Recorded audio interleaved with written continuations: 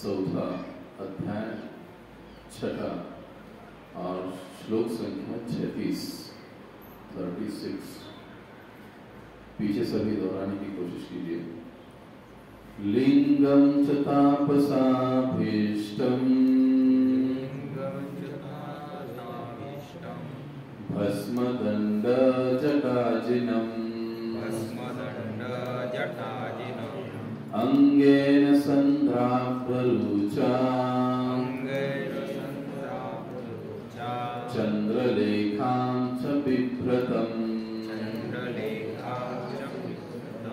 लिंगं च तापसाभीष्टम्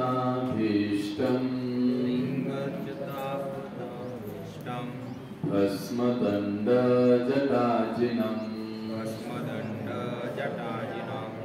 अंगेन संध्राभ्ररुचा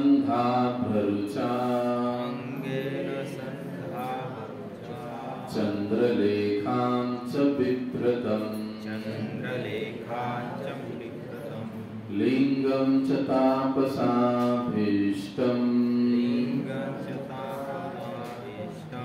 भस्मदंड जटाजिनम्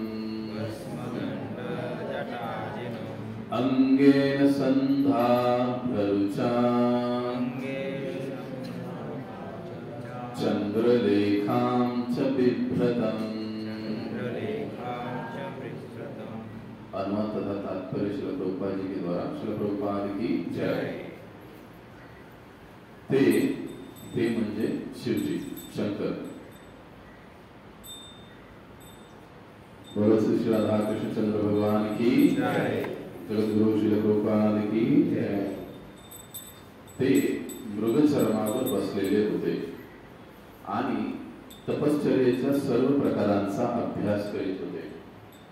त्यांनी भस्म लावलेले असल्यामुळे ते संध्या समयीच्या मेघाप्रमाणे दिसत होते। त्यांच्या जटांवर अर्धचंद्राचे चिन्ह होते। तात्पर्य: भगवान शंकराच्या तपश्चर्येची लक्षणे ही नेमकी वैष्णवासारखी नसतात। ते निश्चितच सर्वोत्तम वैष्णव आहेत, परंतु वैष्णवांच्या तत्वांचे पालन न करू शकणाऱ्या विशिष्ट वर्गाच्या लोकांसाठी ती अशी लक्षणे प्रकट करतात। शैव अर्थात भगवान शिवांचे अनुयायी हे सामान्यतः शंकरांसारखीच वेशभूषा धारण करतात आणि कधी-कधी धूम्रपान मादक द्रव्यांचे सेवनही करतात। तथापि शैवांचे असे आचरण वैष्णवांद्वारे कधीच स्वीकारले जात नाही। ओम अज्ञानतिमिरान्धस्य ज्ञानाञ्जनशलाकया चक्षुरुन्मीलितं येन तस्मै श्रीगुरवे नमः।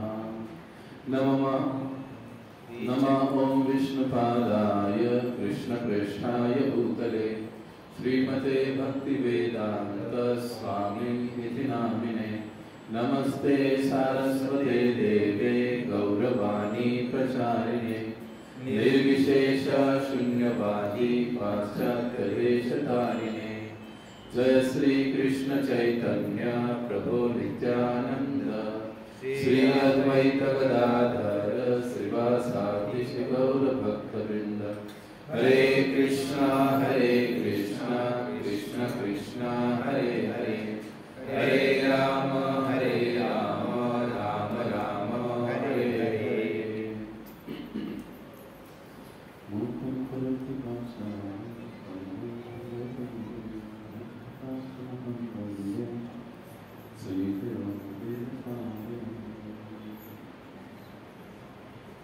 कल का कौन सा दिन था?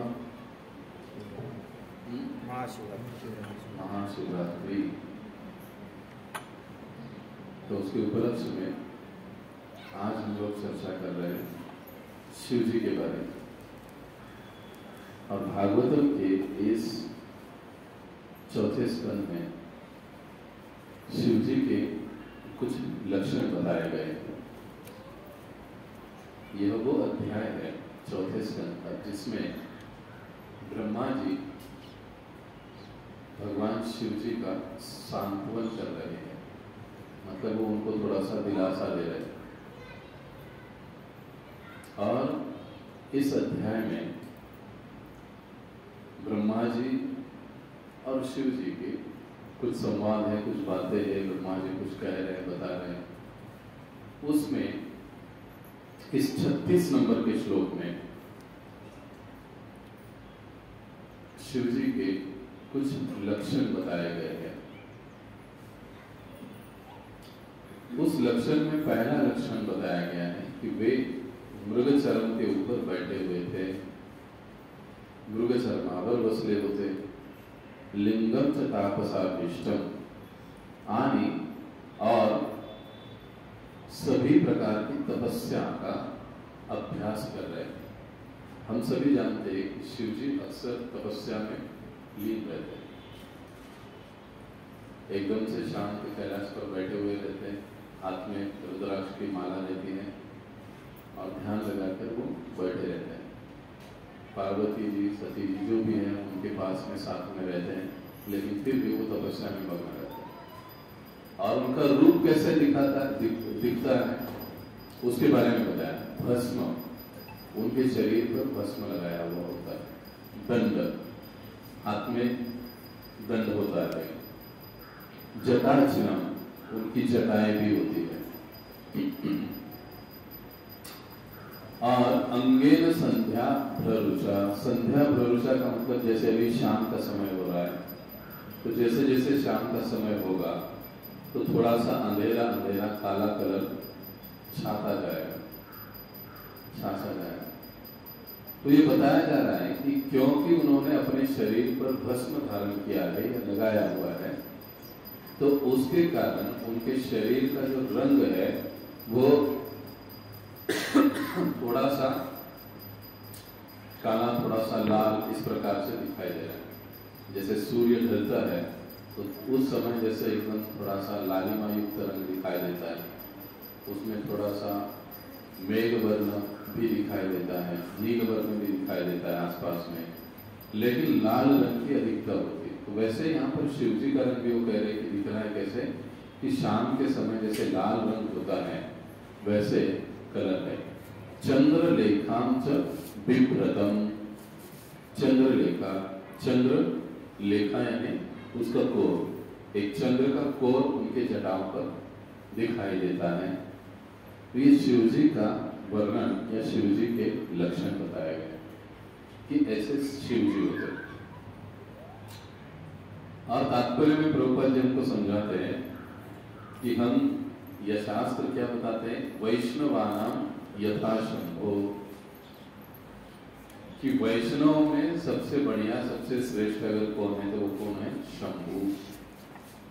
अब देखिए शिव जी को वैष्णव बता रहे शास्त्र, वैष्णवानाम यथा शंभो, वैष्णव में सबसे उत्तम वैष्णव जो है वो शिव जी, लेकिन उनके जो लक्षण हैं वो वैष्णव के जैसे नहीं दिखते हैं, बिल्कुल अलग दिखते हैं। प्रभुपाद जी तात्पर्य में यही बताते हैं कि वो उनके जो शिव जी के जो लक्षण हैं वो वैष्णव के जैसे न होकर एग्जैक्टली उसके उल्टा होता है, क्योंकि वैष्णव के ऐसे लक्षण नहीं होते हैं। तो देखिए, जैसे कल महाशिवरात्रि हुई, सभी ने शिवरात्रि मनाई, कई लोगों ने भांग पीकर मनाई, कई लोगों ने और कुछ खाकर मनाई, कई लोगों ने और कुछ करके मनाते हैं। टीका नहीं कर रहे, लेकिन सत्यता है।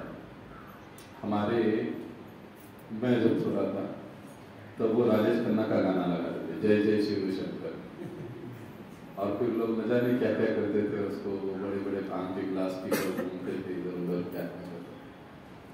आजकल भी वो फैशन है, तो ये सब चलता है। तो प्रभुपाद जी यहाँ पर तात्पर्य में उनको समझा रहे हैं कि वैष्णवों का व्यवहार इनसे एकदम अलग होता है, या उनके लक्षण इनसे एकदम अलग होते हैं।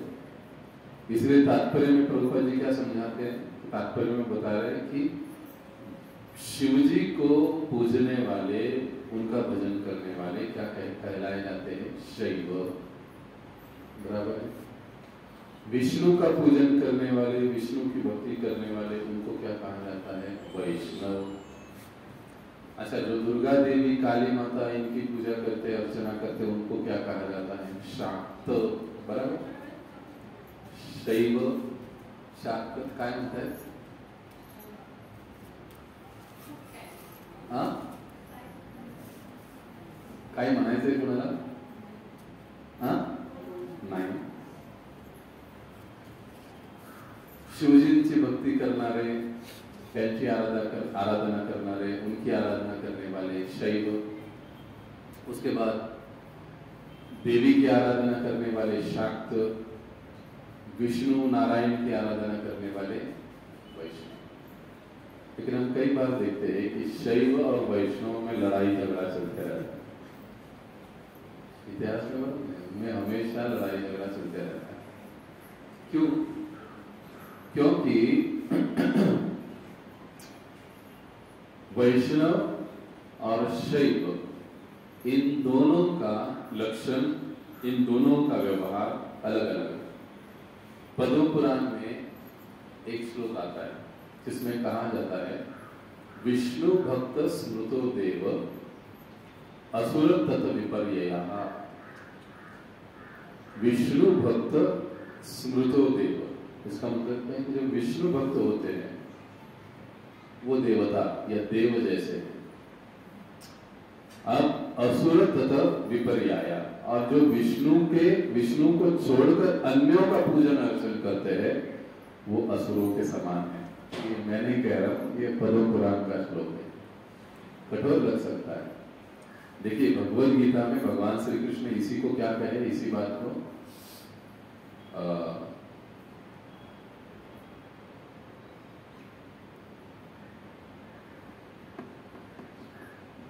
जिनकी बुद्धि माया ने हर ली गई है, माया याकुर ज्ञान, सॉरी वो नहीं, और एक श्लोक जिसमें भगवान बताते हैं कि जिनकी बुद्धि माया के द्वारा हर ली गई है, ऐसे लोग अन्य प्रपद्यन्ते अन्य देवता, वो अन्य देवताओं को शरण जाते हैं।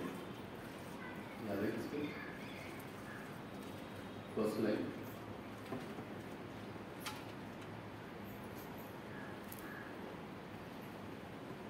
याद आएगा, बता दूंगा। तो उसी प्रकार से पद्म पुराण में ये कहा गया है कि जो विष्णु या नारायण के भक्त होते हैं वो देव है या देवतागण है, और बाकी जो विष्णु को छोड़कर, नारायण को छोड़कर जिनका भी भजन पूजन करते हैं वो असुरों के समान। ये सुनने के लिए बड़ा कठोर लगता है, लेकिन देखा जाए तो ये शास्त्र की बात है। ये कोई हरे कृष्णा वाले नहीं कह रहे, इस्कॉन वाले नहीं कह रहे, कोई भी नहीं कह रहे, लेकिन पद्म पुराण का श्लोक है। आज भी अगर आप पद्म पुराण में जाओगे, किसी को चाहिए तो मैं पद्म पुराण का श्लोक भी दिखा दूंगा। तो पद्म पुराण में ये सारी बातें बताएंगे। अब देखिए इसे क्यों कहा गया है, इसको हमको समझना है। सबसे पहली बात कि एकमात्र विष्णु या नारायण के भक्ति ऐसे होते हैं जो अपने इंद्रिय भोगों को, अपने भोग की कामनाओं को कंट्रोल करने की कोशिश करते हैं। देखो जितने सारे 33 कोटि देवी देवताओं के जो भी भक्त है, आराधक है, उपासक है, उनमें कहीं पर ये गुण नहीं दिखाया देता। वो अपनी इंद्रिय भोगों को, अपने भोग की इच्छाओं को कंट्रोल करने की कोशिश नहीं करते, बल्कि वो भजन और पूजन ही इस उद्देश्य से करते हैं कि हमको भोगने की वस्तुएं, उपभोग की वस्तुएं और मिलती रहे। आप ये फर्क समझ रहे हैं ना?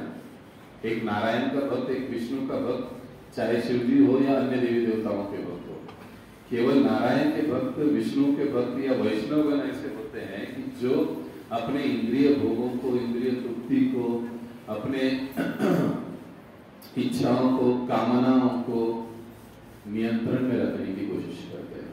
बाकी के जो सारे लोग हैं, जो सारे जो देवताओं के भक्त है, चाहे फिर वो शिव जी के क्यों ना हो, वे क्या करते हैं? वे अपनी कामनाओं की पूर्ति करने के लिए उनका पूजन अर्चन करते हैं। सही बात है कि गलत बात है? धनम देही, जन्म देही, रूपम देही, और भी जो कुछ भी है, नौकरी दे दो, बच्चा दे दो, ये दे दो, वो दे दो, उसके लिए करते रहते सब लोग। एकमात्र विष्णु के भक्त, नारायण के भक्त ऐसे होते हैं कि बगैर इच्छा के भगवान की सेवा में सम्मिलित होते हैं, इसीलिए उनको देवता कहा गया है।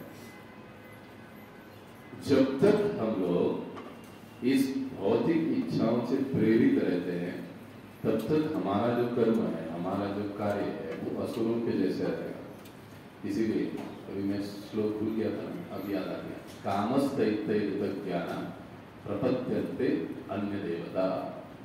जिनकी बुद्धि, जिनकी मति काम के द्वारा, काम यानी क्या? अलग अलग प्रकार की भौतिक इच्छाएं, अलग अलग प्रकार की भोगों की इच्छाएं, इन इच्छाओं से कामस्तैस्तै अपहृत ज्ञाना, अपहृत यानी अपहरण कर लिया है, किडनैप कर लिया है। किसको? बुद्धि को, चित्त को। किसके? जिनको अनेक अनेक कामनाएं हैं, इच्छाएं हैं, ऐसे लोग, उनकी बुद्धि हर ली गई है, ऐसे लोग क्या करते हैं? प्रपद्यन्ते, शरण जाते हैं अन्य देवता, अन्य देवताओं को। फिर अन्य देवताओं में सब लोग आ गए, शिव जी के साथ ब्रह्मा जी भी आ गए, बाकी सब लोग आ गए उसमें, क्योंकि ये भोग की इच्छा से प्रेरित है। इसलिए हम देखते हैं वैष्णव और शैव दोनों में थोड़ा टक्कर रहता है। ये भौतिक भोगों के लिए पागल होते हैं। देखिए आप कहोगे कि अरे ऐसे कैसे बोल रही है? आप रावण को देखिए, आप हिरण्यकशिपु को देखिए, आप भस्मासुर को देखिए, ये सब किसके भक्त थे? और भी दुर्वासा। अब उल्टा विष्णु के भक्त प्रहलाद को देखिए, ध्रुव को देखिए, फर्क दिखाई देता है कि नहीं? दोनों में फर्क दिखाई देता है कि ये कैसे है और वो कैसे है। इसलिए भगवान भी गीता में इस प्रकार से बोलते हैं, कामस्तैस्तैर्ज्ञाना प्रपद्यन्ते अन्य देवता। काम से जिनकी बुद्धि हर ली गई है, ऐसे लोग अन्य देवताओं को शरण जाते हैं। और इसीलिए हम देखते हैं कि दोनों में थोड़ा झगड़ा चलते रहता है, ईर्ष्या चलते रहती है।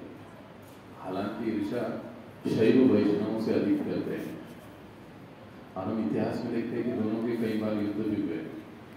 तो आज हम लोग थोड़ा सा किसी कथाओं से, उदाहरण से इसी बात को समझने की कोशिश करेंगे कि वास्तविक सत्य क्या है, शिव जी के भक्त कौन है। वास्तव में हमको ये समझना चाहिए या देखना चाहिए या ये जानने की कोशिश करनी चाहिए कि शिव जी कोई साधारण व्यक्ति नहीं है। शिव जी कोई हमारे जैसे साधारण व्यक्ति नहीं है। आजकल जैसे पहले हमने देखा,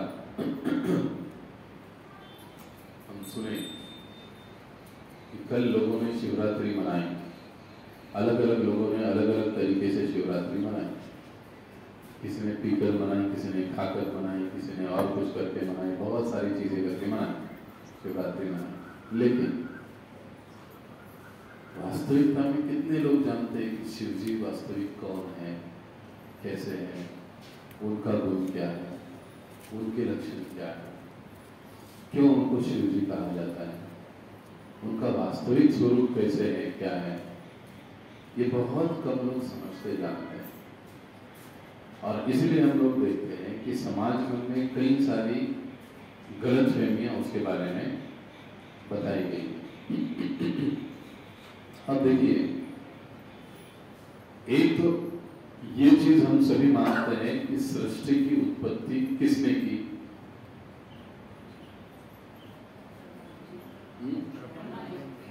ब्रह्मा जी ने। ब्रह्मा जी को सृष्टि करने की प्रेरणा उनके पीछे कौन था? हाँ? हाँ? कितने लोग कहते हैं विष्णु या नारायण या कृष्ण थे? चलो हाथ ऊपर करो। पार्टी, दो पार्टी। हाँ? अच्छा, कितने लोगों को लगता है कि शिव जी? अच्छा, 1 2 3 4, ओके, शिव जी। सृष्टि की उत्पत्ति जिन के द्वारा होती है, हम लोग देखते हैं कि ब्रह्मा जी ने सृष्टि की उत्पत्ति करी, वैसे हम लोग कहते हैं। लेकिन ब्रह्मा जी ने उत्पन्न क्या किया? ब्रह्मांड उत्पन्न किया ब्रह्मा जी ने।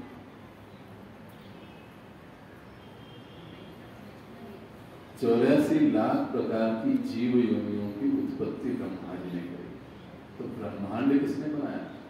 जिस पर हम सारे जीव रहते हैं। तो अभी हम उसको समझने की कोशिश करेंगे। भगवान इस सृष्टि को चलाने के लिए, बोलो श्री राधा कृष्णचंद्र भगवान की जय। इस सृष्टि को चलाने के लिए भगवान बड़ी ही सुंदर व्यवस्था करते हैं। भगवान श्री कृष्ण हमेशा अपने गोलोक धाम में नित्य विराजमान रहते हैं और वे इस संसार में आते भी हैं तो केवल अपनी लीलाएं करने के लिए आते हैं।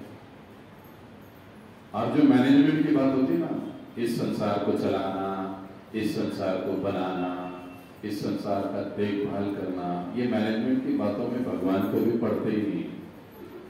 वो क्या करते हैं? वो जिम्मेदारी अपने अलग रूपों को दे देते हैं, अपने विस्तार को दे देते हैं।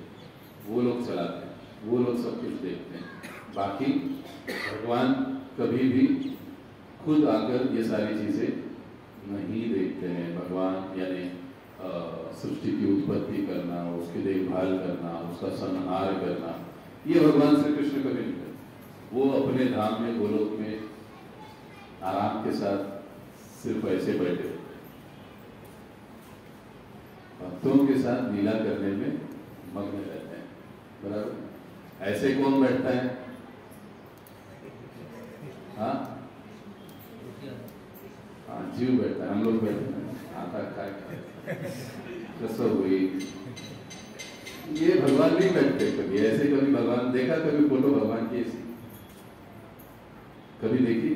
इतने सारे पिक्चर, यहां तक कि इस्कॉन के चित्र छोड़िए, इस्कॉन के बाहर की दुनिया के भी जो चित्रकार है वो भी कभी भगवान का ऐसा चित्र नहीं निकाले। कभी देखा है किसी ने? वे भी समझते हैं कि भगवान आनंद कंद है, उनके लिए टेंशन दुख की बात ही नहीं है, वो ये झमेले में पड़ते ही नहीं है। इसीलिए चैतन्य चरितामृत में चैतन्य महाप्रभु बहुत बढ़िया से समझाते हैं। वो क्या बताते हैं? सबसे अभी देखिए ये कैसे अलग अलग रूप आते हैं, हम उसको देखेंगे। ये थोड़ा सा विषय कठिन है, उसकी गहराई में नहीं जाएंगे, जितना हमको जरूरत है उतना ही हम समझेंगे। किसी को प्रश्न है तो फिर बाद में आप मुझसे मिल सकते हैं। पहले चैतन्य चरितामृत में समझाया गया है, ये भागवतम में भी बताया गया है सृष्टि की उत्पत्ति में, कि सबसे प्रथम भगवान श्री कृष्ण, भगवान कृष्ण का विस्तारित रूप बलराम जी, बलराम जी से विस्तार होता है संकर्षण आते हैं, संकर्षण से विस्तार होता है तो नारायण आते हैं, नारायण का विस्तार होता है, नारायण से फिर आते हैं महाविष्णु आते हैं, महाविष्णु महासंकर्षण आते हैं, क्षमा कीजिए, और महासंकर्षण के विस्तार से महाविष्णु आते हैं। ये महाविष्णु से सारे अवतार प्रकट होते हैं। इधर भगवान के इधर बीच में रहते ही नहीं है। इसलिए कई बार हम लोग क्या कहते हैं? अरे कृष्ण विष्णु का अवतार है, बराबर है? नहीं, बात सही है, दिखने में ऐसे ही दिखता है। हमने वो टीवी सीरियल में भी ऐसे ही देखा है, लेकिन समझने की जैसी बात इसमें क्या है कि मूल जो पुरुष है, आदि पुरुष, वो भगवान श्री कृष्ण है। उनके विस्तार अलग अलग कार्य के लिए अलग अलग उद्देश्य से चलते रहते हैं, और उन विस्तारों के माध्यम से ये सारी सृष्टि की उत्पत्ति, उसका देखभाल, उसका संहार, बाकी के सारे कार्य चलते रहते हैं। अब जब महाविष्णु प्रकट होते हैं तब उस समय वे क्या करते हैं, उनसे उनके अपने पसीने से पूरा जल तैयार होता है। हमको पसीना आता है, भगवान को भी पसीना आता है, इसके लिए हमको पसीना आता है। हमको पसीना आता है इसके लिए भगवान को आता है, इसलिए भगवान को पसीना आता है इसके लिए हमको भी पसीना आता है। फिर हमको पसीना कितना आता है, 1 हाथ लीटर भर, बहुत हो गया। लेकिन भगवान को जब पसीना आता है तो भगवान के पसीने से समुद्र के समुद्र बन जाते हैं, और उसी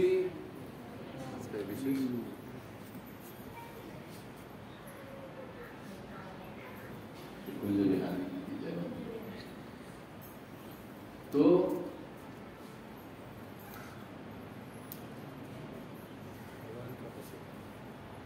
अपने पसीने से जो जल उत्पन्न होता है, उस जल में भगवान शयन करते हैं। वही महाविष्णु, कारणोदक्षाई विष्णु के रूप में जब आते हैं और फिर शयन करते हैं उस जल में। अब उस जल में शयन करते हैं, इसके लिए उनको नारायण कहा जाता है। और फिर ये नारायण जब उस जल में लेटे हुए रहते हैं तब उनके रोम छिद्र से हजारों हजारों ब्रह्मांड निकलते हैं। अनंत कोटि ब्रह्मांड बनाए किसको कहते हैं? हाँ पक्का, आजकल तो हम किसको भी लगा रहे हैं, आजकल तो हम किसको भी लगा रहे हैं। कोई भी बाबा हुआ, साधु आ गया, उसको अनंत कोटि ब्रह्मांड बनाए कह देते हैं। लेकिन वास्तविक अनंत कोटि ब्रह्मांड बनाए कौन? भगवान नारायण, भगवान विष्णु, भगवान कृष्ण।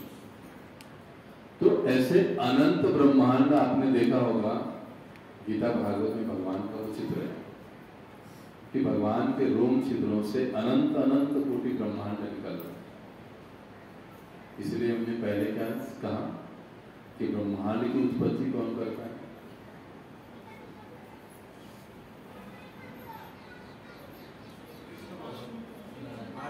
हाँ, उनके द्वारा होती है। ब्रह्मा जी द्वारा होती है क्या? ब्रह्मा जी क्या करते हैं? जीवों की उत्पत्ति यानी ढांचा बनाते हैं, उसमें प्राण डालने का काम भी वो दुष्टिक शेप से उनको चलायमान बाद में कर देते हैं। ये जो पद्धति है, ये प्रोसेस को समझना बहुत जरूरी है। ये क्यों समझ रहे हैं? क्योंकि हमको शिव जी को समझना है, इसके लिए इन चीजों को हम समझ रहे हैं। अब इन महाविष्णु के नाभि से कमल निकलता है। उस कमल में कौन प्रकट होता है? ब्रह्मा जी। अरे वाह, सगळ्यांना माहिती है ब्रह्मा जी। और फिर ब्रह्मा जी क्या करते हैं? इधर उधर देखते हैं, सब जगह अंधेरा अंधेरा अंधेरा ही दिखाई देता है। भगवान के नाभि से कमल निकलता है, कमल के ऊपर ब्रह्मा जी प्रकट होते हैं। इर्द गिर्द देखते हैं, सब जगह पर अंधेरा ही अंधेरा, कुछ नहीं दिखाई दे रहा। उनको प्रश्न पड़ता है। क्या प्रश्न आता है कि मैं यहाँ पर क्यों हूँ, किस लिए हूँ, मेरा क्या काम है, मुझे किसने यहाँ पर लाया? ये प्रश्न उनको आ गए। अब ये प्रश्नों के उत्तर ढूंढने के लिए वो घूमने लगे। कमल की डंडी है। अब ये क्या सृष्टि की रचना है, इतना ही समझ लेना। इस डंडी में 14 लोक है, अतल वितल सुतल पाताल तलातल आदि सारे, नीचे से लेकर ऊपर तक 14 लोक इसमें। 14 लोकों में ब्रह्मा जी पूरा घूमे, लेकिन उनको कुछ मिला नहीं। वापस आकर बैठे, क्या किया जाए? तब उनको आवाज आई, तो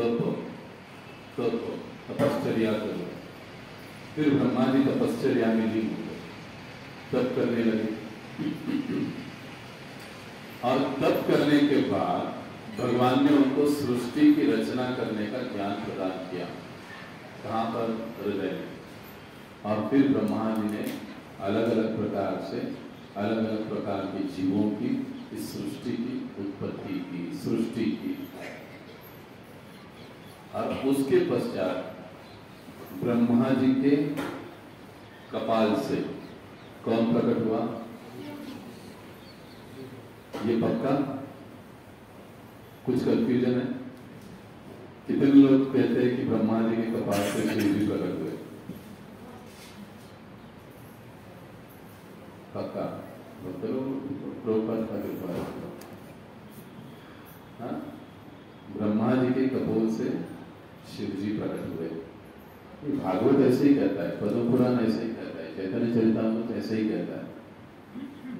अभी आप कहोगे कि भाई हम लोग तो अलग अलग सीरियल्स देखते हैं, सीरियल्स में देवी का सीरियल आता है तो वो कहते हैं कि सृष्टि के निर्माती देवी है। शिव जी का सीरियल आता है तो शिव जी के सीरियल में कहते हैं कि सृष्टि का निर्माता शिव जी है। फिर और किसी का सीरियल आ गया तो फिर वो कहेगा कि उसका निर्माता मैं ही हूँ, करता धरता चलाने वाला सब कुछ। तो फिर करे क्या? अब इस्कॉन वाले कुछ अलग ही बोल रहे हैं, तो फिर समझेंगे कैसे हम लोग? इसको भी हम समझेंगे, ये प्रश्न हम अंतिम में समझेंगे। तो अब ब्रह्मा जी प्रकट हुए, ब्रह्मा जी के कपाल से शिव जी प्रकट हुए। अब शिव जी प्रकट हो गए और शिव जी के सारे लक्षण हमने देखे।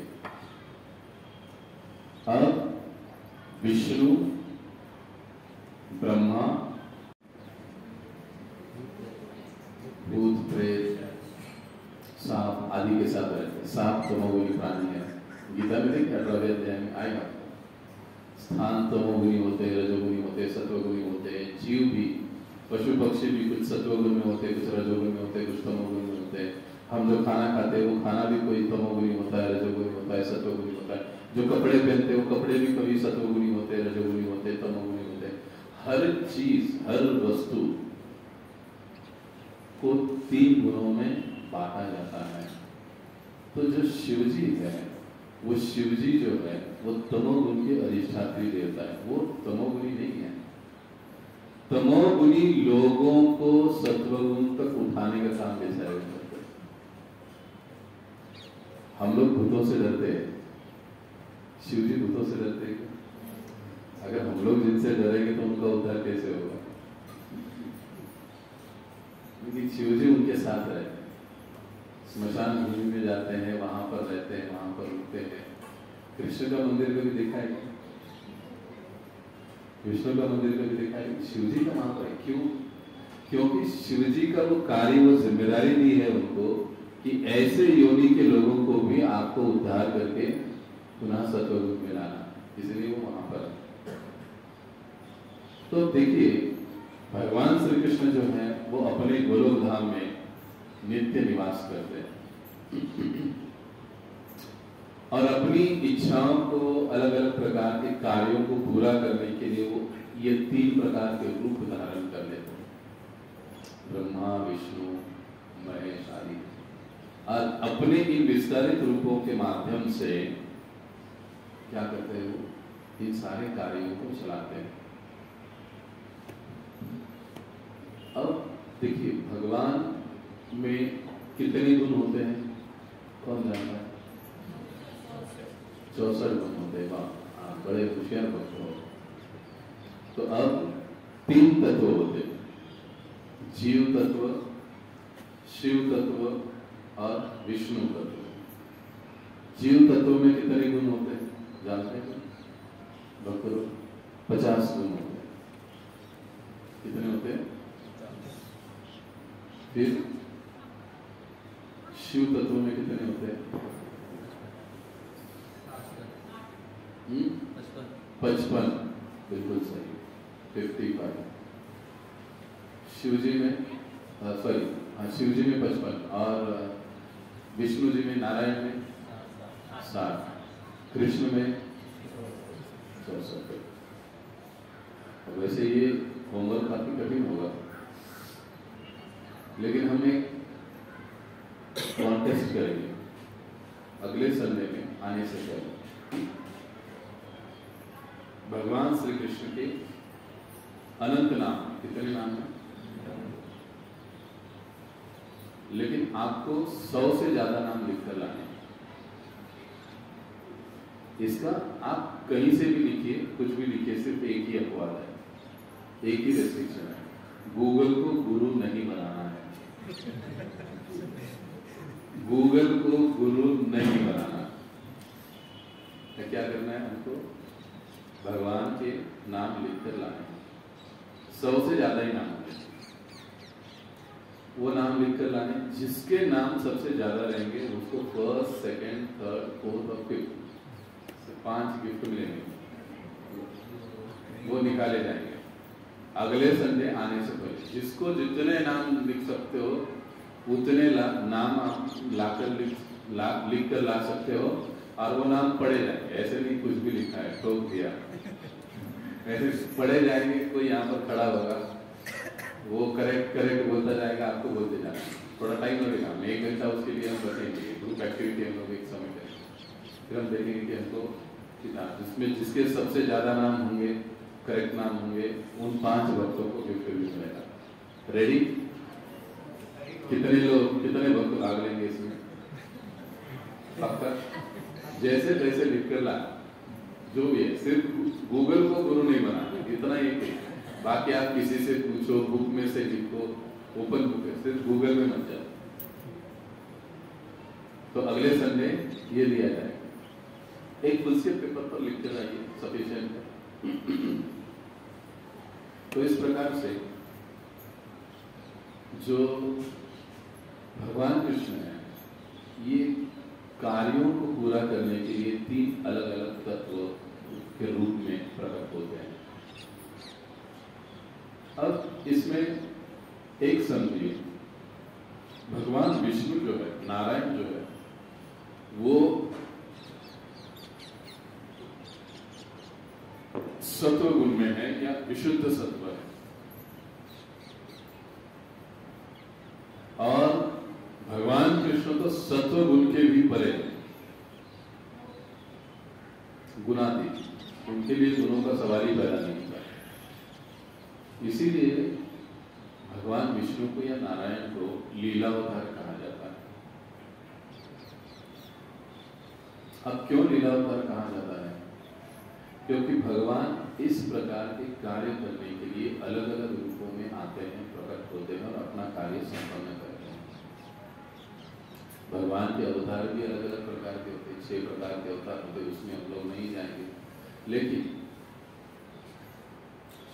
शिव जी के बारे में हम लोग विशेष देखेंगे। ब्रह्मा जी का प्राकट्य रचना के लिए हुआ, ब्रह्मा जी से शिव जी प्रकट हुए। सत्व गुण में जब विकार आता है तो रजोगुण प्रकट होता है, ब्रह्मा जी। रजोगुण में जब कुछ विकार आ जाता है तो रजोगुण और तमोगुण में परिवर्तित होता है, शिव जी। तमोगुण का जो कार्य होता है, वो तमोगुण का कार्य प्रायः विध्वंस होता है। किसी भी प्रकार का कार्य संपन्न होने के लिए उसके पीछे गुण आवश्यकता होती है, गुण की आवश्यकता होती है। अगर साधु को आप कहोगे कि जाकर लड़ाई करो,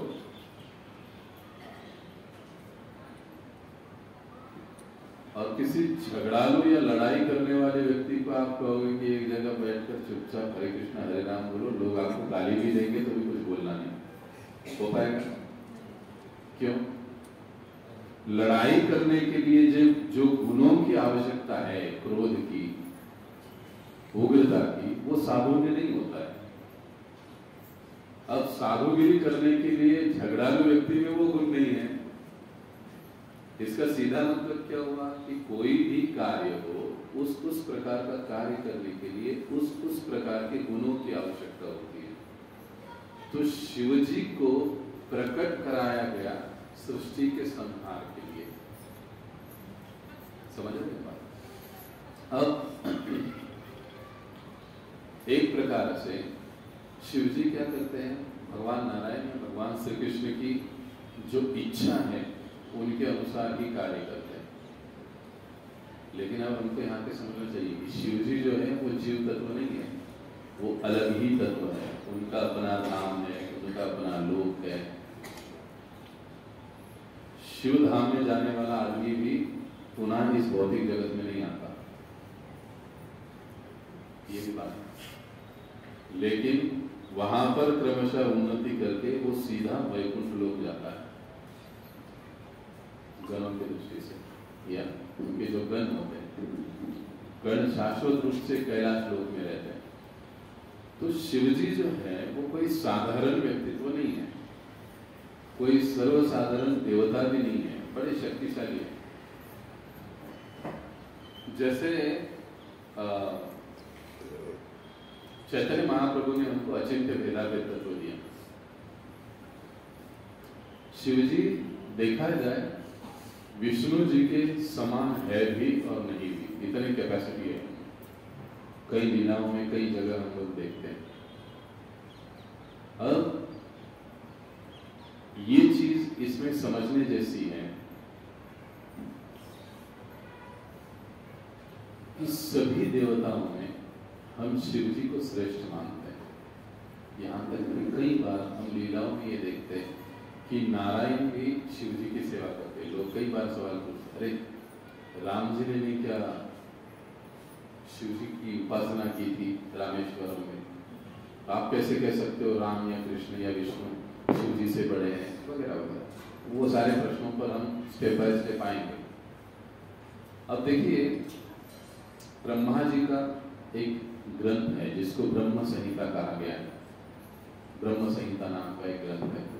उस ब्रह्म संहिता में ब्रह्मा जी शिव जी का और विष्णु का अंतर बड़े सहजता से समझाते हैं। वो क्या कहते हैं, क्षीरम यथा दधि विकार विशेष योगा। क्षीरम, क्षीर यानी दूध, क्षीरम दधि विकार। क्षीर में जब विकार उत्पन्न होता है, दूध में जब विकार आता है तो वो किस में परिवर्तित होता है, दही में परिवर्तित। क्षीरम यथा दधि विकार विशेष योगा संजायते नहीं ततः पृथगस्ति हेतु। अब ये दूध और दही देखा जाए तो दोनों अलग है भी और अलग नहीं भी। लेकिन क्या दही का उपयोग हम दूध के जैसा कर सकते हैं? दूध का उपयोग हम दही के जैसा कर सकते हैं? सोच के जवाब दीजिए। रात को दूध पीना है तो दही पी के सोएंगे, और दोपहर में दही खाना है तो दूध खाएंगे? दही का उपयोग हम दूध के जैसे नहीं कर सकते, दूध का उपयोग दही के जैसा नहीं कर सकते। हालांकि दही आया दूध से है,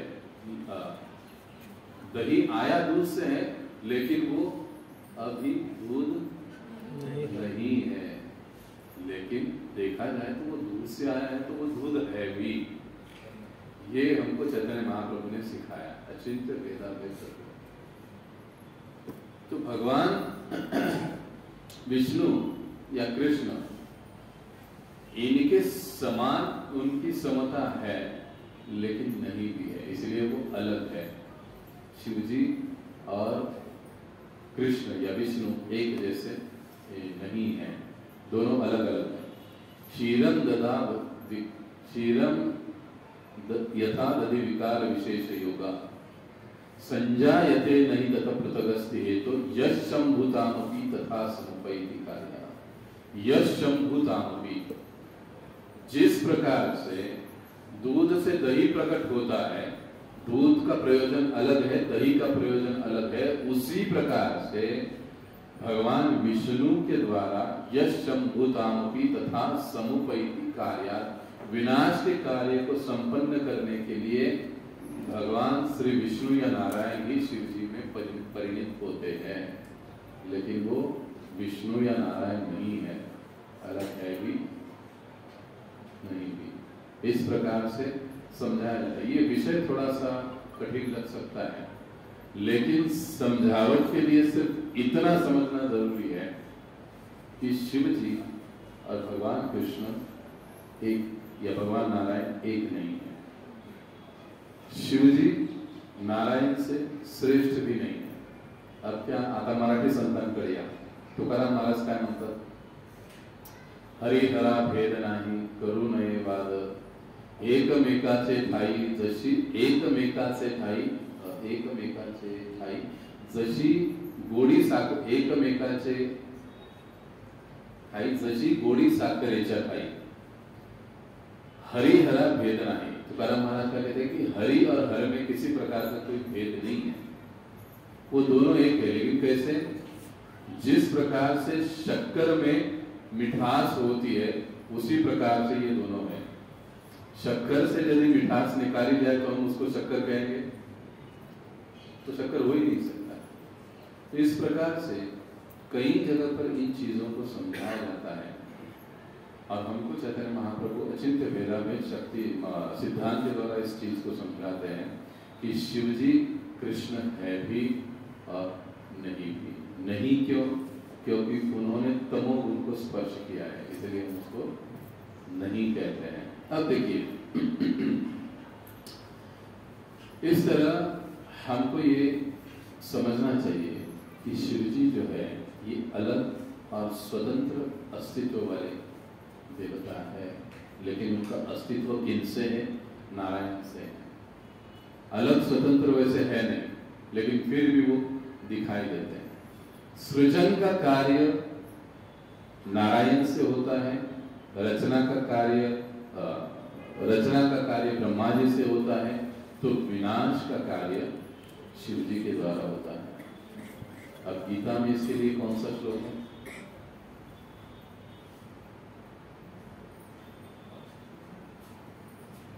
अंतिम लाइन में जगत भी परिवर्तते।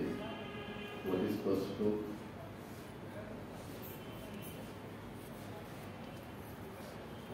हेतु नानेन कौन्तेय जगत भी परिवर्तते।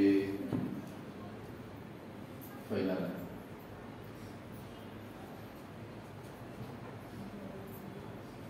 मयाध्यक्षेण प्रकृति सूयते सचराचरम। ये सारा प्रकृति हे अर्जुन मेरी अध्यक्षता में कार्य कर रहा है। हेतु नाने, मेरे हेतु से या मेरी इच्छा से ही जगत द्विपरिवर्तते। इस दुनिया में दो प्रकार का, द्वि यानी दो, परिवर्तते यानी परिवर्तन, दो प्रकार का परिवर्तन, एक उत्पत्ति दूसरा विनाश। ये दो प्रकार का जो परिवर्तन होता है मेरी इच्छा से होता है, और उनकी इच्छा पूरी करने के लिए खुद भगवान को आने की जरूरत नहीं होती। इसीलिए भगवान ब्रह्मा जी, शिव जी, विष्णु, इन लोगों को काम में लगा देते कृष्ण, और खुद क्या करते हैं? बांसुरी बजाते बैठते हैं, भक्तों के साथ आदान प्रदान करते हैं, उसमें ये आते नहीं है। अब देखिए, प्रभुपाद जी ने हमको तात्पर्य में बहुत बढ़िया बात बताई, और उन्होंने एक प्रकार से समझा दिया कि ये शिव जी का स्थान है और ये कोई साधारण स्थान नहीं है। जब भी हम लोग शिव जी के पास जाते हैं तो हमको क्या मांगना चाहिए शिव जी के पास?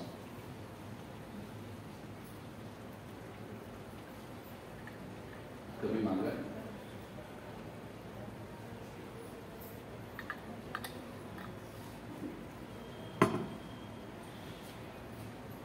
शिव जी के पास अगर गए, शिव जी कहीं दिखाई दिए, कहीं मंदिर दिखाई दिया, तो हमको क्या मांगना चाहिए? भगवान की सेवा में लगा दो। कौन से भगवान के? हाँ, कृष्ण के, नारायण के। ये बहुत जरूरी है हर बात। तो हमको शिव जी से ये मांगना चाहिए, और बाय डिफॉल्ट जिनका शिव जी का सेवा या आराधना पूरा हो जाता है वो कृष्ण भक्ति में आ जाते हैं। ऐसे शास्त्रों में उदाहरण है जिनका कि जो पहले शिव जी के भक्त थे, बाद में नारायण के या कृष्ण के भक्त बने। ऐसा है कोई? याद करो। हाँ, ये हमारा प्रैक्टिकल उदाहरण हो गया। हमारे इस्कॉन पुणे के अध्यक्ष श्रीमान राधेश्याम प्रभु जी, जो पहले शैव संप्रदाय शिव जी के अच्छे भक्त थे। बाद में वो भी कई बार प्रवचन में कहते हैं कि शिव जी के आराधना के कारण ही मैं यहाँ पर कृष्ण के पास पहुँच गया। ऐसे कई सारे उदाहरण हैं। तो शिव जी भी जब सबसे उत्तम चीज अगर किसी अपने भक्त को देते हैं तो वो यही देते हैं, कृष्ण भक्ति या विष्णु भक्ति। मेरा खुद का अनुभव है, मैं खुद का अनुभव होता है। लेकिन कुछ उस समय 12वीं में था और उसमें मतलब पहले कॉलेज में आने के बाद देखा देखी गई है कुछ है, तो शिव जी को हम मानते थे। और सौभाग्य से कहो दुर्भाग्य से कहो, हमारे कॉलेज में ओम शांति बाबा का सेंटर था। सो हम लोग वहाँ पर भी दोस्त कई बार जाया करते थे। और फिर क्योंकि शिव जी के माता दुर्गा देवी के व्रत में रखता था 9 दिन, पैर में चप्पल नहीं, कुछ खाना नहीं, कुछ पीना नहीं, से बहुत। और फिर वो नवरात्रि के समय हमारी ट्रिप निकली थी कॉलेज की। तो मैं सोच रहा था मुझे अभी ये तो चल रहा है, फिर कैसे जाएंगे, इतने दूर ट्रिप में जाएंगे, कुछ खा नहीं पाएंगे, फिर क्या मजा करेंगे, क्या करेंगे, कैसे करेंगे, कॉलेज का टाइम तो।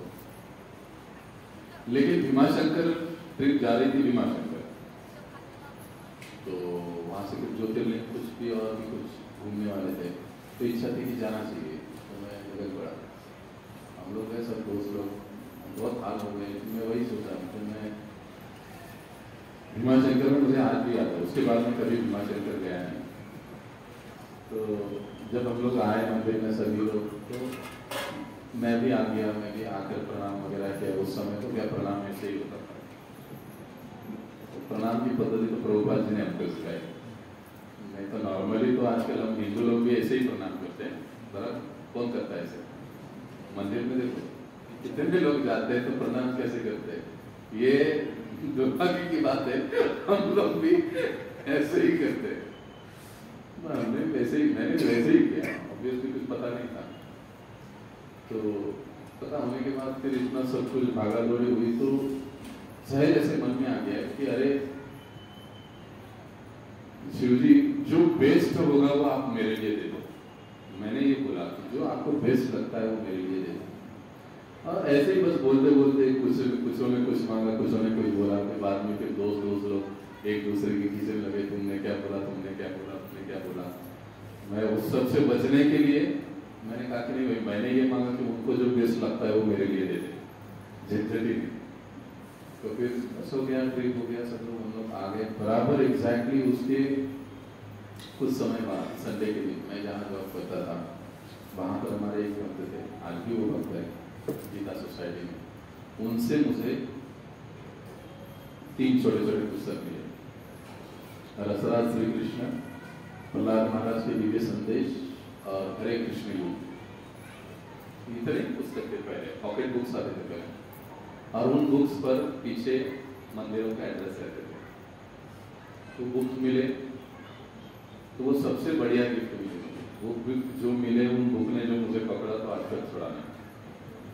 हालांकि 1 साल के बाद पढ़ा मैं, वो भी मैंने तुरंत पढ़े नहीं। मेरा भी कुछ कर्म होगा, वो आगे घर में ऐसे ही पटक दिए, रख दिए। किसी ने मुझे दिया था, मैंने भी पढ़ा नहीं, उसको रख दिया। जब कभी पढ़ने का समय आ गया उसके बाद मन देखूंगा। कहने का मतलब क्या है कि जो भी हम लोग शिव जी के पास जाते हैं तो शिव जी सबसे उत्तम चीज हमको अगर कुछ देते हैं तो वो है विष्णु को, वो नारायण को। क्यों? क्योंकि जीव का कल्याण विष्णु, नारायण या कृष्ण के पास जाने में है। क्योंकि मुक्ति प्रदाता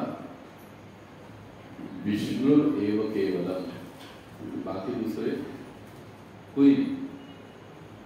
शिव जी मुक्ति दे सकते हैं, मुक्ति देने वाले नारायण नहीं। तो इसीलिए शिव जी के पास यदि ज्यादा भी है तो हमको विष्णु जी को मांगना चाहिए, इससे वो बड़े प्रसन्न होते हैं। लेकिन कई बार हम लोग कुछ गलत सलत चीजें मांग देते हैं।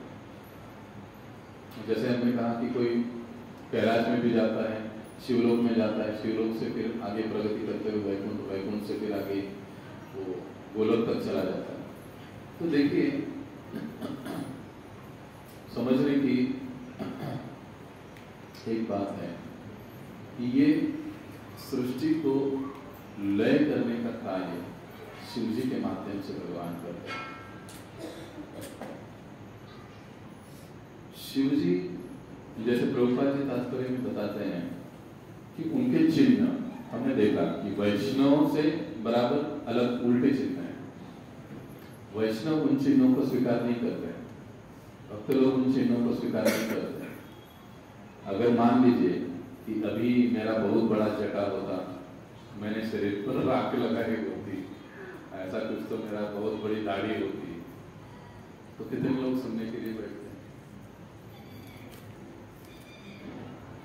लोग तो पहले की तरह देख के ही डर लगता है भैया, तो 1 घंटा 1.5 घंटा कौन सा आएगा इनको देखते हुए।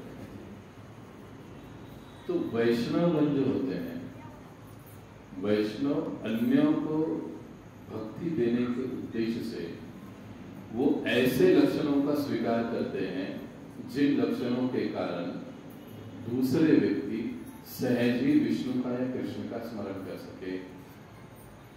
इसीलिए हम लोग राख नहीं लगाते, हम लोग क्या लगाते हैं?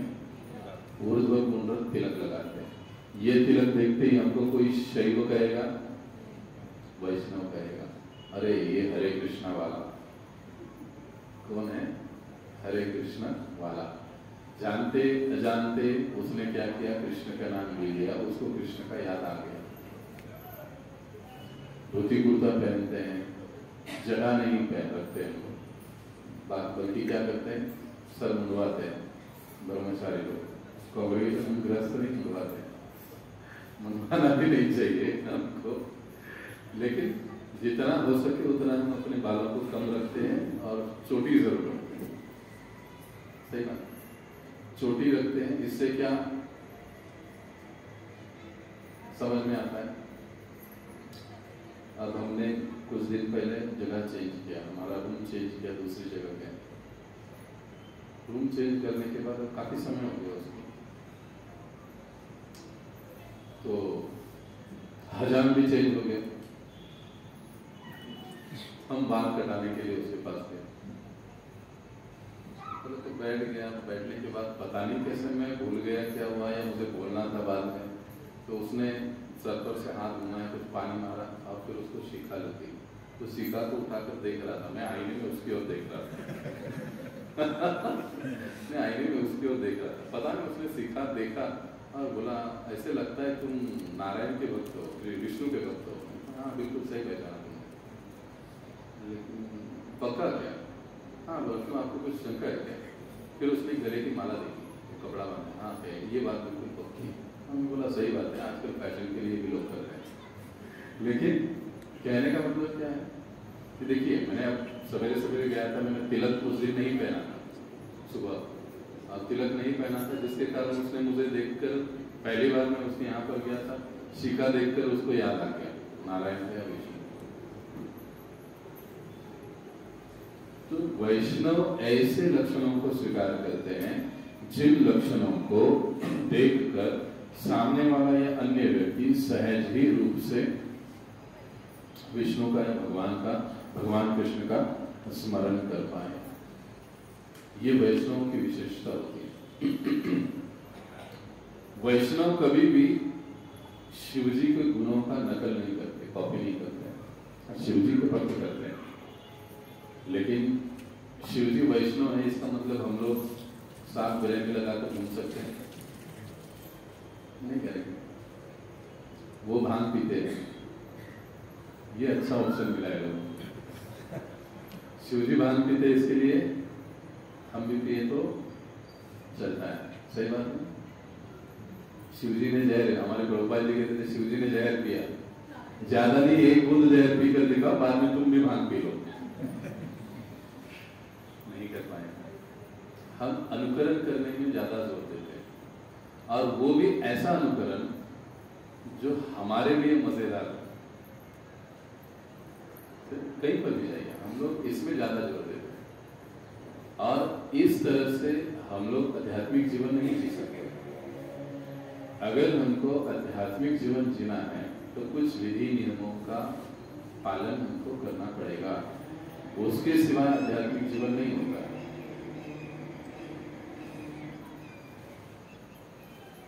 ये हमको समझना पड़ेगा।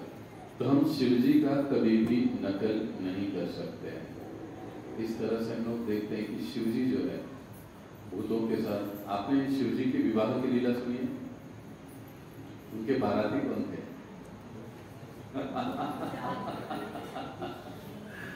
बहुत बढ़िया वर्णन है उसका कि शिव जी ऐसे रहते हैं। क्यों ऐसे रहते हैं? क्योंकि इस प्रकार के जीवों को भी वो भगवत भक्ति का मौका देते हैं, उनको ऊपर उठाते हैं, उनको अपने साथ लाते हैं कि उनको भी कुछ न कुछ तो आध्यात्मिक सीख या समझ देने की कोशिश करते हैं। इसीलिए कई स्थान पर अगर शिव महापुराण को हम अगर लेंगे तो कुछ बातें हम लोग शिव महापुराण से देखेंगे। ये तो कोई बार कोई कह सकता है कि आपने भागवत पुराण से बताया, पद्म पुराण से बताया, ये सारे पुराण तो विष्णु का गुणगान करने वाले हैं, शिव जी का गुणगान करने वाले थोड़ी ना। लेकिन अब शिव महापुराण में शिव जी का और सती का संवाद है। मैं उसका सर्ग भूल गया, जिसमें शिव जी कहते हैं मुक्ति प्रदातां सर्वेषां विष्णु एव संशयः। मुक्ति प्रदाता अगर इस दुनिया में कोई है तो विष्णु के सिवा दूसरा कोई नहीं है, इसमें कोई संशय नहीं होना चाहिए। किसको बता रहे? अपने पत्नी को बता रहे। तो ये नहीं कह रहे अरे है वो विष्णु लेकिन मैं भारी हूं, ऐसे नहीं। वो क्लियरली बता रहे क्या कि मुझे आप मान रही हो। देखिए अगर हम शिव महापुराण देखेंगे तो पार्वती का भाव शिव जी के प्रति ऐसे है कि वो सर्वे सर्वा है। इसीलिए रामायण में वो प्रसंग हुआ, याद है रामायण का प्रसंग? वो सती जो है वो सीता मैया का रूप लेके किनके सामने आ गई? राम जी के सामने। क्यों? क्योंकि सती का ये समझ था कि मेरे जो पति है शिव जी, यही सबसे श्रेष्ठ और सर्वे सर्वा है। ये उनकी भावना को निकालने के लिए शिव और सती का जो संवाद है शिव महापुराण में बहुत बहुत सुंदर सुंदर श्लोक है, जिसमें शिव जी समझाते हैं कि मैं तो केवल भगवान का एक सेवक मात्र हूं। और उसको समझाने के लिए वो कहते हैं कि अगर जीव को मुक्ति चाहिए तो वो मुक्ति देने वाले केवल विष्णु एव संशयः, विष्णु से दूसरा कोई नहीं है। हम दुर्वासा मुनि और अम्बरीश महाराज की कथा जानते हैं। दुर्वासा मुनि किसके भक्त थे? हाँ? अम्बरीश महाराज? हाँ? नारायण जी। क्या हुआ था? दुर्वासा मुनि ने बहुत हल्ला किया, कितना हल्ला किया, लेकिन बाद में क्या हुआ? दुर्वासा मुनि शिव जी के पास भी गए, ब्रह्मा के पास गए सुदर्शन से बचने के लिए। शिव जी ने क्या कहा? भैया सुदर्शन को रोकने की शक्ति ये जिसका अस्त्र है उसी के पास जाओ, मैं कुछ नहीं कर सकता। अब दुर्वासा मुनि और दुर्वासा मुनि के बाद दुर्वासा मुनि के द्वारा प्रकट हुआ जो वीरभद्र था उसका भी हत्या कर दिया गया। अब ब्रह्मा जी के पास गए दुर्वासा मुनि, उनके पीछे सुदर्शन लगा। ब्रह्मा जी बोले भैया इसमें मैं कुछ नहीं कर सकता, विष्णु जी के पास जाओ। अब ये वैकुंठ में आ गए। अब वैकुंठ में आ गए तो देखो नारायण बचा लो आपके सुदर्शन से। तो भगवान क्या क्या बोले नारायण? अहम भक्त पराधीन। भैया ये सुदर्शन तभी रुकेगा जब मेरे जो भक्त है, कौन? अम्बरीश महाराज, आपको माफ कर देंगे तो इससे तुम्हारा पीछा छूट जाएगा। अंतिम वापस किसके पास आना पड़ा? अम्बरीश महाराज के पास। अम्बरीश महाराज के पास जब आए तब अम्बरीश महाराज जी के प्रणाम किया, समझ गए कि अम्बरीश कोई सीधा साधा आदमी नहीं है, ये तो बहुत बड़ी हस्ती है, भगवान के शुद्ध भक्त हैं। उन्होंने हाथ जोड़ लिए, लेकिन अम्बरीश महाराज तुरंत दौड़कर आगे गए और उनको क्षमा याचना करी। उनको ही, अम्बरीश महाराज ने उनको क्षमा मांगा कि अरे मुझसे गलती हो गई, मुझे क्षमा कर दो वगैरह वगैरह, बहुत कुछ बोला। तो दुर्वासा मुनि कहने लगे कि अरे आपको मुझे क्षमा करना चाहिए, मेरे कारण आपको कितना तकलीफ हुआ। कहा नहीं नहीं, आपके क्षमा मांगने से पहले ही मुझे कुछ ऐसे लगा ही नहीं कि आपने गलत किया। ये वैष्णव होते, इतिहास गवाह है, तब से दुर्वासा मुनी कभी कुठल्याच वैष्णवाच्या नादी नहीं लगे। मस्त मराठीतलं वाक्य। मौका आया था, पांडव दुर्योधन वापस दुर्वासा मुनि महाभारत में वो लीला में देखते, लेकिन वो समझ गए कि ये कृष्ण की चाल है, लेकिन अपना दिमाग वहां पे नहीं चलाया, तो वहां से निकल गए कि भैया ये विष्णु के संरक्षण में है, नारायण के कृष्ण के संरक्षण में, इनके साथ कुछ नहीं करना चाहिए, दुर्योधन की बात दुर्योधन जाने, हमको निकल जाना चाहिए। वहां पर उन्होंने कुछ नहीं। कहने का तात्पर्य क्या है कि विष्णु भक्ति ये सर्वोच्च है। जिसको विष्णु भक्ति प्राप्त हुई है, या जो व्यक्ति विष्णु भक्ति या कृष्ण भक्ति को प्राप्त करने की कोशिश कर रहा है, इसका मतलब है कि 33 कोटि देवी देवताओं का पूजन अर्चन उसने पहले से ही कर लिया है। अदरवाइज कोई भी ऐसे ही यहाँ पर आकर नहीं बैठ सकता। ये उतनी ही क्लियर बात। प्रभुपाद जी कई सारे तात्पर्य में हमको इन चीजों को समझाते हैं।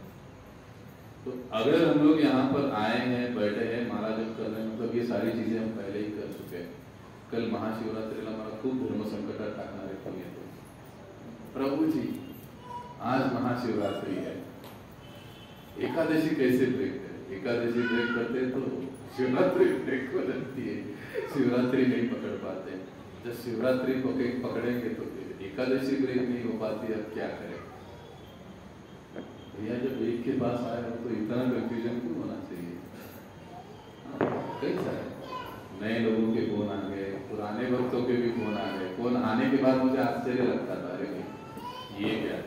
अब इस स्थिति में भी ये सब प्रश्न, और कई बार जिनके फोन आ गए उस समय तो मैं प्रसाद दे रहा था।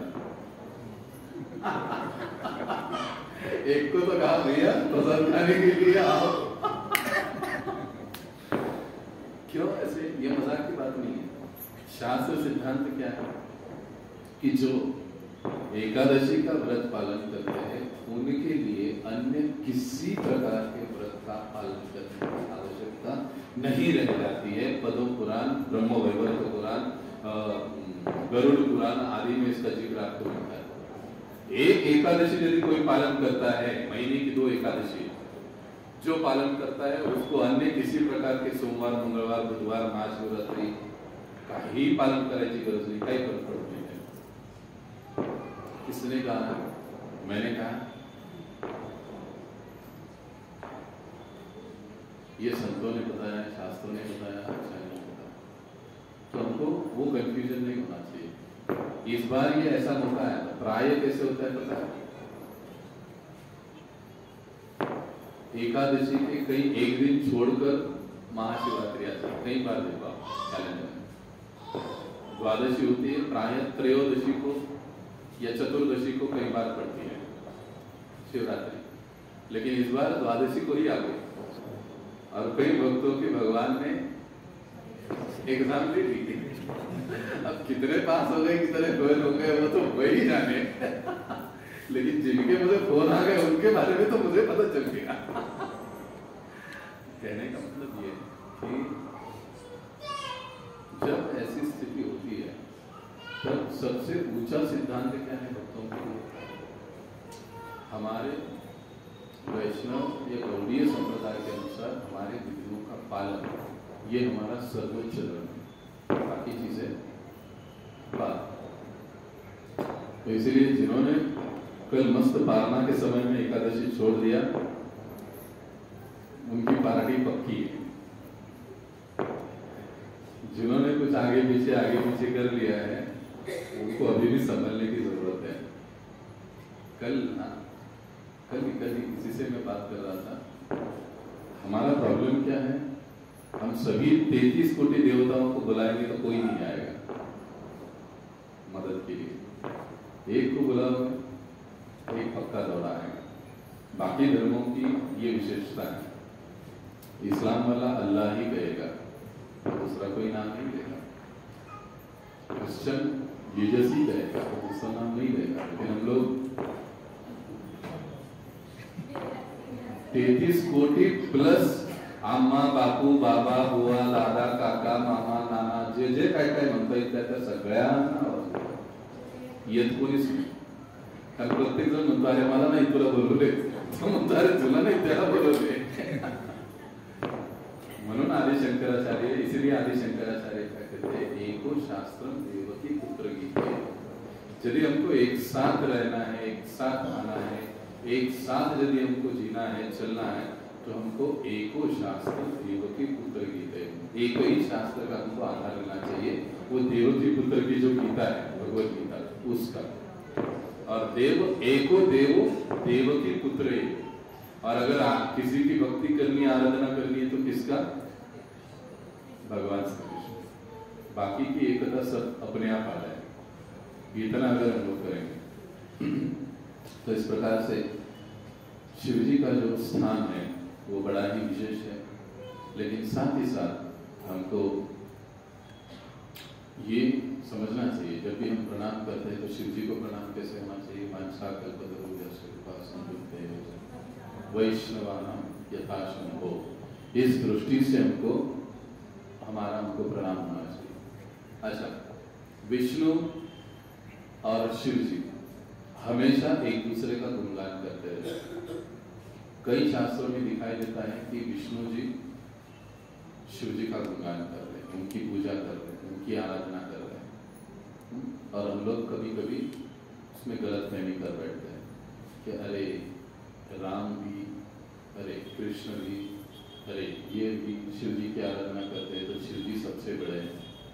कभी कभी हम लोग ये देखते हैं कि अरे शिव जी नारायण का गुणगान कर रहे हैं, विष्णु जी का, कृष्ण का गुणगान कर रहे हैं, तो विष्णु तो बड़े हैं ही। लेकिन हमको ऐसी भेद दृष्टि से इनकी ओर नहीं देखना चाहिए। दोनों का अपना अपना स्थान है और यथोचित सम्मान होना चाहिए। ये नहीं कि सामने कोई महादेव का मंदिर है और हम देखकर अनदेखा करके चले गए। ये भक्त का स्वभाव नहीं, ये भक्त का गुण नहीं होता। भक्त एक चींटी को भी आदर देता है, तो इतने बड़े वैष्णव को कैसे आदर नहीं देगा, प्रणाम करेगा। एक भक्त ने प्रश्न पूछा, प्रभु जी माझ्या घराच्या समोरच महादेवाचं मंदिर आहे, पण माझी अजिबात इच्छा होत नाही हो प्रणाम करायची। म्हटलं का, आता कृष्णच सर्व काही आहे ना। अरे पण म्हटलं कृष्णाने कुठं सांगितलं त्यांना प्रणाम करू?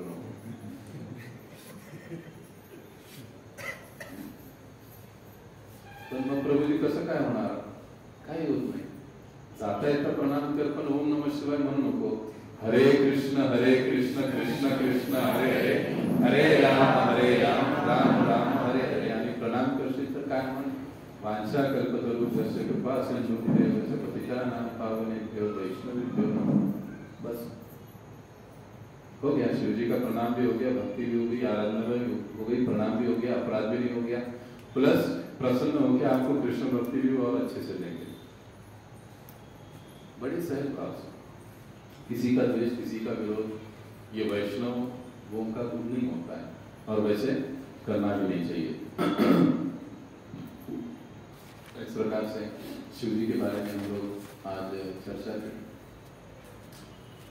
भागवतम में भी कई स्थानों पर इसका जिक्र है जिसमें शिव जी नारायण की भक्ति की बात करते हैं।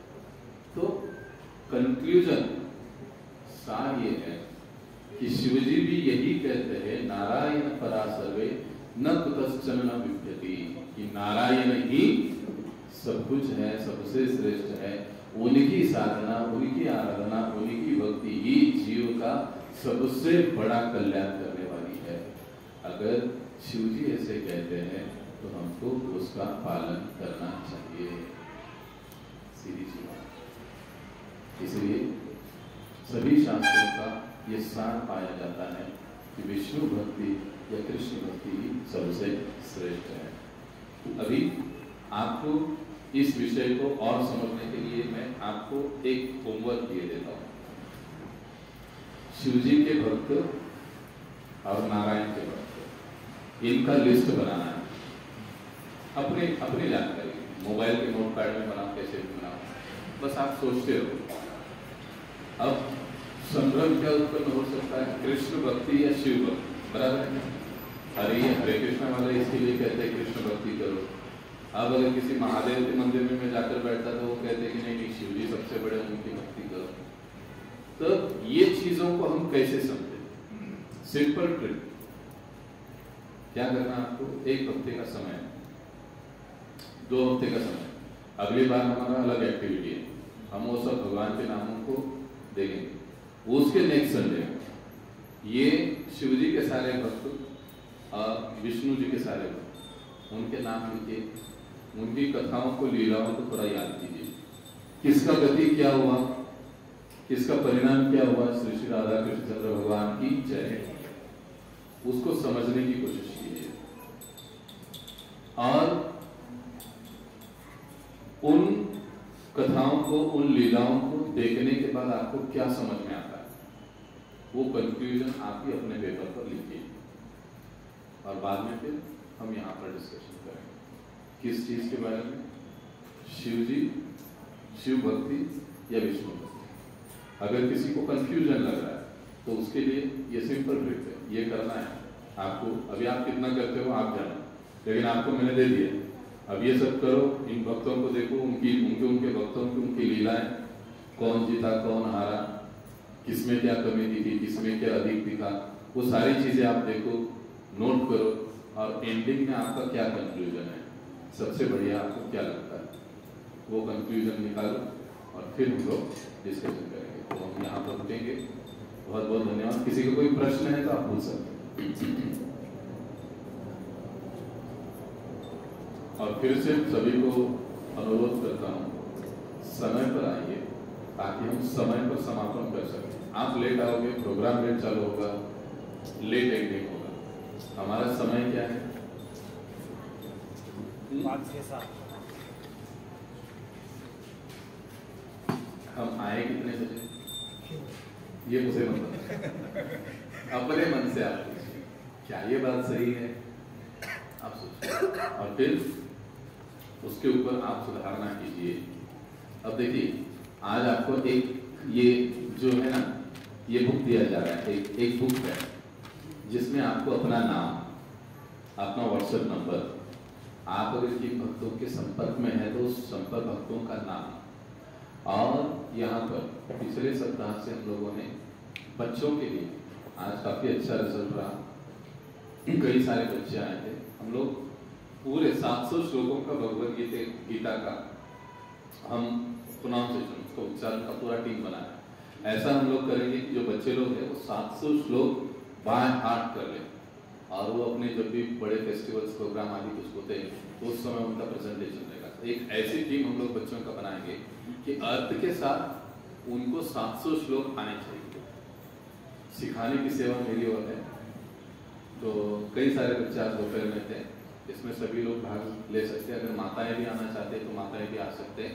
हर रविवार 4 से 5, थोड़ा सा टाइम मैं फिर इसको शिफ्ट कर रहा हूँ, क्योंकि 5 बजे यानी आप 4 बजे आओगे तो प्रोग्राम के साथ ही आप प्रसाद पाकर ही घर जाओगे। पुनः 1 घंटे का बीच में फिर समय बीच में रहेगा, 3 से 4, 5 बजे प्रोग्राम चालू होगा। तो उससे बेहतर है आप लोगों के लिए 4 से 5 बजे प्रोग्राम करके ही फिर पूरा जा सकते हो। तो आप अपने बच्चों को इसमें ला सकते हो, जिसमें वो भगवद गीता सीखेंगे। इसका फायदा ये रहेगा, संस्कृत भी साइड बाय साइड उनको सिखाया जाएगा, संस्कृत का प्रोनाउंसिएशन सिखाया जाएगा। आज पहली बार आए हुए बच्चे, आपको आश्चर्य लगेगा, 1 ही घंटे में 2 श्लोक उन्होंने बाय हार्ट कर लिए। बराबर कौन था? स्वामी माता जी, हाँ, प्रेम राधा माता जी थे, क्लास में थे, वो माता जी बैठे थे, बराबर है माता जी। 2 श्लोक बच्चे लोगों ने बाय हार्ट याद कर लिया, एकदम मतलब के साथ। तो अगर इस प्रकार से आप भी आपके बच्चों को भेजना चाहते हो तो स्वागत है, हर रविवार 4 से 5 के बीच में।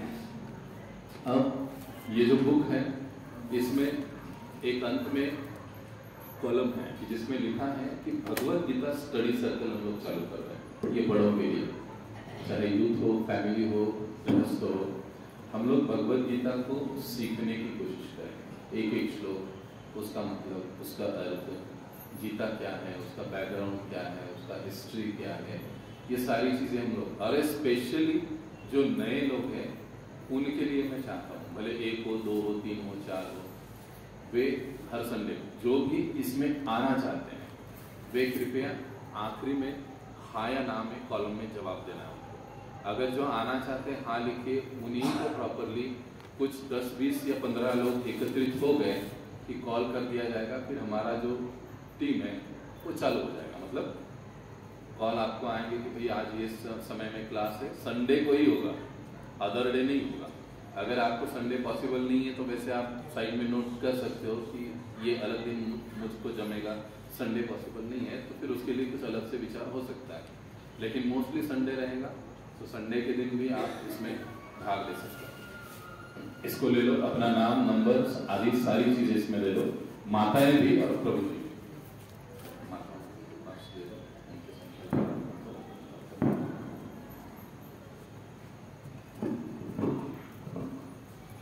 हरे कृष्ण। छोटी सी